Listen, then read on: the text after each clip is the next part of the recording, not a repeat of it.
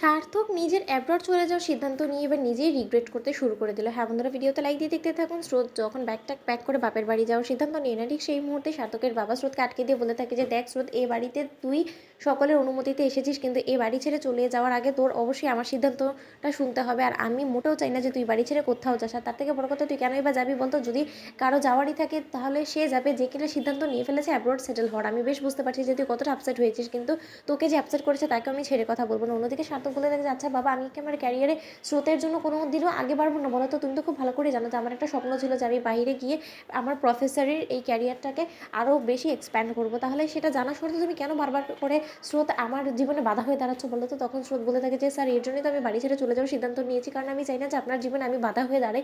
কারণ আপনার জীবনে আমি যবে থেকে এসেছি তবে থেকে আপনার জীবনে আমি একটা বাধা সৃষ্টি করে তুলেছি। এমন একটা পাঁচিল তৈরি হয়ে গেছে আমাদের মাঝখানে, যেখানে কিনা না তো বিশ্বাস না তো ভালোবাসা কোনোটাই নেই। তাহলে এই পাঁচিলটা তৈরি না করে তার থেকে বরং যে এই পাঁচিল ভেঙে আপনি অ্যাব্রড চলে যান আর আমি আমার মতো করে ভালো থাকি। স্যার, আমাদের দুজনের জীবনটাই তাহলে বেশি ভালো হবে। অন্যদিকে এই কথা বলা মাত্র সার্থককে যখন বারবার করে এড়িয়ে যাওয়ার চেষ্টা করতে থাকে, কলেজ থেকে শুরু করে সব জায়গায় সার্থকের কাছ থেকে স্রোত দূরত্ব বজায় রাখতে শুরু করে দেয়। ঠিক সেই সময়ই সার্থক বলতে থাকে যে আচ্ছা, আমি কি কোনো মতে কাউকে কোনো কিছু না জানিয়ে নিজে মাতবড়ি করে কি কোনো ভুল সিদ্ধান্ত নিয়ে ফেললাম, যার ফলে কিনা স্রোত এরকম করে আমাকে শাস্তি দিচ্ছে? ও আমাকে আগে একবার হলেও কোনো একটা কথা হলেও আমাকে জানানোটা প্রয়োজন বলে মনে করতো, কিন্তু এখন তো আমাকে কোনো কিছুর জন্যই সাফাই দিতেও প্রয়োজন বলে মনে করে না। আজকে এতটা রাত হয়ে গেল কিন্তু ও এখনও বাড়ি ফিরলো না টিউশনস পড়িয়ে, কিন্তু তার শর্তে এখন আমি যখন ওকে জিজ্ঞেস করলাম যে স্রোত, এতটা লেট হলো কেন তোমার বাড়ি ফিরতে, সেইটাও আমাকেও জানানোটা প্রয়োজন বলে মনে করলো না। ও নিজের মতো করে ক্যাব করে চলে এলো, কিন্তু তার শর্ত আমি যখন ওকে জিজ্ঞেস করছি কোনো কথা, ও আমাকে বিন্দুমাত্র কোনো সাফাই দিচ্ছে না। কেন দিচ্ছে না? আচ্ছা স্রোত, তুমি কি ভুলে যাচ্ছ যে আমি এখন তোমার গার্জিয়ান, তোমার কিছুটা হলো আমাকে সাফাই দেওয়াটা প্রয়োজন?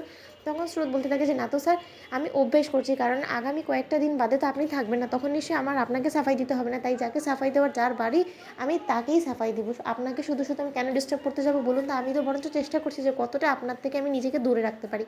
অন্যদিকে কলেজের প্রিন্সিপাল স্যার বলতে থাকে যে সার্থক, তুমি একবার ভেবে দেখো যে তুমি সত্যিই কি অ্যাব্রড চলে যাওয়ার সিদ্ধান্তটার উপরেই অটল থাকতে চাও? কারণ আমি যতটুকু লক্ষ্য করেছি যে স্রোত এই জিনিসটা মোটেও ভালোভাবে মেনে নিতে পারছে না, কারণ স্রোত যথেষ্ট পরিমাণে ডিপ্রেসড হয়ে পড়েছে যখন থেকে শুনেছে যে তুমি এই শহর, এই কলেজ সব কিছু ছেড়ে চলে যাবে। তাহলে তুমি প্লিজ একবার স্রোতের সাথে এই বিষয়টা নিয়ে ভাবনা চিন্তা করে তারপর আমাকে তোমার আলটিমেট ডিসিশনটা জানাও। তখন স্রোত প্রিন্সিপাল স্যারের রুমে এসে বলতে থাকে যে স্যার, আমি কিছুক্ষণ আগে আপনাদের দুজনের কথা দাঁড়িয়ে দাঁড়িয়ে শুনছিলাম। I am really very sorry, আমার এটা করা উচিত হয়নি, কিন্তু তা সত্ত্বেও স্যার, আমার সাথে তো সার্থক স্যারের এই বিষয়টাকে নিয়ে বসার কোনোই প্রয়োজন নেই, কারণ আমার এবং সার্থক স্যারের মধ্যে এমন কোনো সম্পর্ক নেই যার ফলে কিনা সার্থক স্যারের এটা মনে হতে পারে যে তার আমার সাথে এই বিষয়ে বসা উচিত। তার সিদ্ধান্ত তার ব্যক্তিগত, তাই তার ব্যক্তিগত সিদ্ধান্তে আমি কোনো মতে নিজেকে হস্তক্ষেপ করাতে চাই না।